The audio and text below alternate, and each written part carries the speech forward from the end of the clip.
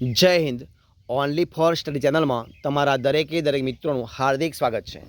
આજે આપણે વિડીયોમાં જોવાના છીએ કે ગુજરાતની કોઈ પણ સ્પર્ધાત્મક પરીક્ષા હોય તો એના માટે એનસીઆરટી મહત્ત્વનો ભાગ ભજવે છે. એટલે કે એનસીઆરટીના મિત્રો જે પુસ્તકો છે એ એનો મુખ્ય પાયો ગણાય.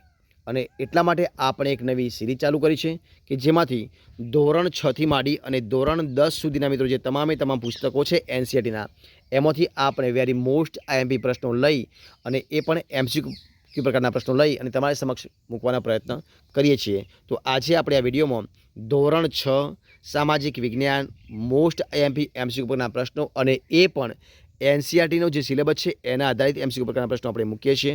અને આજનો જે વિડીયો છે એ વિડીયો તમારી સમક્ષ આપણે ભાગ નંબર 53 છે, તો વિડીયો પૂરેપૂરો જોજો. તો આજના વિડીયોનો પ્રશ્ન એક તમારી સમક્ષ જોઈએ. શું છે કે શિવરાત્રિ એ કયા ધર્મના લોકોનો તહેવાર છે? તો શિવરાત્રિ એ હિન્દુ ધર્મ, કયા હિન્દુ ધર્મના લોકોનો તહેવાર છે? જવાબ બનશે ઓપ્શન બી, હિન્દુ ધર્મના. પ્રશ્ન આપણે આગળ જોઈએ કે આપણા દેશમાં કઈ ભાષા ધરાવતા લોકો રહે છે?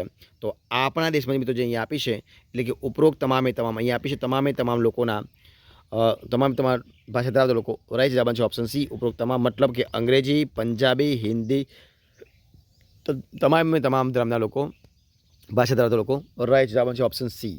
પ્રશ્ન આપણે આગળ જોઈએ કે મહાવીર જયંતિનો ઉત્સવ કયા ધર્મના લોકો ઉજવે છે? તો મહાવીર જયંતિનો ઉત્સવ છે એ જૈન ધર્મ, કયા જૈન ધર્મના લોકો ઉજવે? જવાબ છે ઓપ્શન બી, જૈન ધર્મના લોકો. પ્રશ્ન આપણે આગળ જોઈએ કે કેરળ રાજ્યનું કયું આવશે? કેરળ રાજ્યનું કયું નૃત્ય જાણીતું છે? તો કેરળ રાજ્યનું નૃત્ય છે જે કથકલી છે એ કથકલી નૃત્ય જાણીતું છે. જવાબ છે ઓપ્શન એ, કથકલી.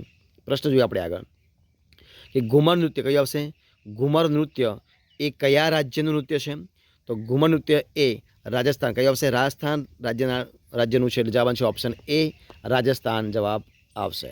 પ્રશ્ન જોઈએ આપણે આગળ કે તમિલ ભાષા એ મુખ્યત્વે કયા રાજ્યની ભાષા છે? તો તમિલ ભાષા એ મુખ્યત્વે તમિલનાડુ, કયા આવશે? તમિલનાડુ રાજ્યની ભાષા છે. જવાબ છે ઓપ્શન એ, તમિલનાડુ. પ્રશ્ન જો આપણે આગળ જોઈએ. શું છે પ્રશ્ન?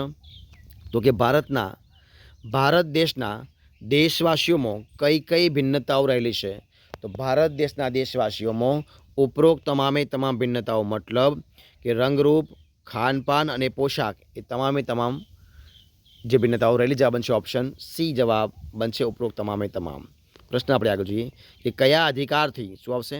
કે કયા અધિકારથી સૌને સમાન રીતે પ્રાથમિક શિક્ષણની તકો મળવા લાગી છે? તો મફત અને ફરજિયાત શિક્ષણનો અધિકાર છે એના આધારે એ પ્રાથમિક શિક્ષણની જે તકો છે એ તકો મળવા લાગી. જવાબ છે ઓપ્શન ડી, મફત અને ફરજિયાત શિક્ષણના કારણે. જોઈએ પ્રશ્ન આપણે આગળ. તો શું જે પ્રશ્ન છે કે દેશમાં મહિલાઓને સમાન દરજ્જો પ્રાપ્ત થાય અને એટલા માટે કઈ સાલથી અનેક કાર્યક્રમો અમલમાં મુકાયા છે?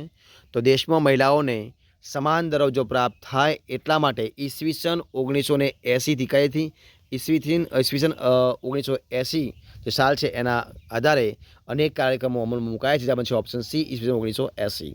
પ્રશ્ન આપણે આગળ જોઈએ કે કયા અધિકારથી રાષ્ટ્રમાં સમાન તક અને દરજ્જો પ્રાપ્ત થયો છે?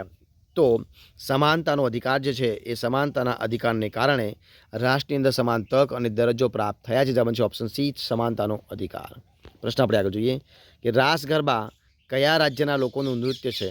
તો રાસ ગરબા એ ગુજરાત, કયા આવશે? ગુજરાત રાજ્યના લોકોનું મુખ્ય નૃત્ય છે. જવાબ છે ઓપ્શન એ, ગુજરાત.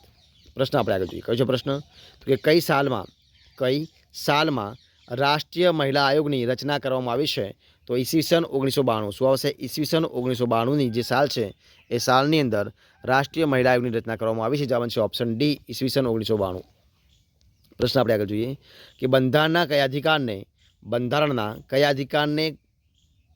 અધિકારને કારણે દેશમાં અસ્પૃશ્યતા નાબૂદ કરી દેવામાં આવી છે? તો બંધારણના જે અધિકાર છે, જે સમાનતાનો અધિકાર છે, એ સમાનતાના અધિકારને કારણે દેશની અંદર અસ્પૃશ્યતા નાબૂદ કરવામાં આવી છે. જવાબ છે ઓપ્શન ડી, સમાનતાનો અધિકાર. ઓપ્શન ડી જવાબ બનશે.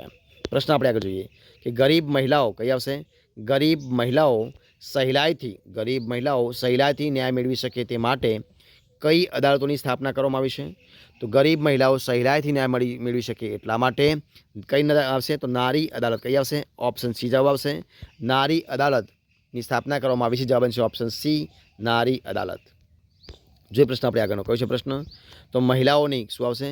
કે મહિલાઓની સમસ્યાઓના નિવારણ માટે કયા કેન્દ્રની રચના થઈ છે? તો મહિલાઓની સમસ્યાઓના નિવારણ માટે કેન્દ્રની અંદર મહિલા કલ્યાણ કેન્દ્ર કયું આવશે? મહિલા કલ્યાણ કેન્દ્ર કયું આવશે? મહિલા કલ્યાણ કેન્દ્રની નિવારણની રચના થઈ. જવાબ બનશે ઓપ્શન એ, મહિલા કલ્યાણ કેન્દ્ર. ઓપ્શન જવાબ બનશે. પ્રશ્ન આપણે આગળ જોઈએ કે બિહુ નૃત્ય કયું આવશે? બિહુ નૃત્ય કયા રાજ્યનું છે? તો બિહુ નૃત્ય અસમ રાજ્યનું. કયા રાજ્યનું છે? અસમ રાજ્યનું છે. જવાબ બનશે ઓપ્શન બી, અસમ રાજ્યનું છે. પ્રશ્ન આપણે આગળ જોઈએ કે રાષ્ટ્રીય એકતાથી રાષ્ટ્રનો કયો વિકાસ થાય છે? તો રાષ્ટ્રીય એકતાથી રાષ્ટ્રનો અહીંયા આપેલા તમામે તમામ મતલબ કે ઔદ્યોગિક, સામાજિક અને આર્થિક વિકાસ થાય છે. પ્રશ્ન આપણે આગળ જોઈએ કે ઓડિશાનું કયું નૃત્ય ખૂબ જ જાણીતું છે? તો ઓડિશાનું જે મિત્રો ઓડિસી નૃત્ય કયું આવશે? ઓડિસી નૃત્ય છે, ઓડિસી નૃત્ય ખૂબ જ જાણીતું છે. જવાબ બનશે ઓપ્શન એ, ઓડિસી નૃત્ય. પ્રશ્ન આપણે આગળ જોઈએ કે કુચીપુડી કઈ આવશે? કુચીપુડી નૃત્ય કયા રાજ્યનું નૃત્ય છે? તો કુચીપુડી નૃત્ય એ આંધ્રપ્રદેશ કયું આવશે? આંધ્રપ્રદેશ રાજ્યનું નૃત્ય છે. જવાબ છે ઓપ્શન બી, આંધ્રપ્રદેશ. પ્રશ્ન આપણે આગળ જોઈએ કે મધ્યપ્રદેશની કયું આવશે? મધ્યપ્રદેશની રાજ્ય ભાષા કઈ છે? તો મધ્યપ્રદેશની રાજ્ય ભાષા એ હિન્દી છે. કઈ છે? હિન્દી. જવાબ છે ઓપ્શન એ, હિન્દી છે. મિત્રો અહીંયા આપણે જે તમારી સમક્ષ આપણે દરરોજ 20 પ્રશ્નનો વિડીયો મૂકવાનો પ્રયત્ન કરીએ છીએ એ આપણે અહીંયા સંપૂર્ણપણે પૂરો કરીએ છીએ. જો તમને મારો વિડીયો પસંદ આવ્યો હોય, યુઝફુલ લાગ્યો હોય, ગમે હોય તો એને લાઇક કરો, કોમેન્ટ કરો, તમારા મિત્રોને વિડીયો શેર કરો અને છેલ્લે ચેનલમાં નવા હોય, ચેનલ સબસ્ક્રાઈબ ન કરી હોય તો ઓનલી ફોર સ્ટડી ચેનલને સબસ્ક્રાઈબ કરવા માટે વિનંતી છે. મારા વિડીયોને પહેલાંથી અંત સુધી જોવા માટે તમારા દરેક મિત્રોનો હું દિલથી ખૂબ ખૂબ આભાર માનું છું. આપણે ફરી મળીશું એક નવા વિડીયો સાથે, નવા ટોપિક સાથે. ત્યાં સુધી બની રહો. જય હિન્દ, જય ભારત, જય જય ગરવી ગુજરાત. Best of luck.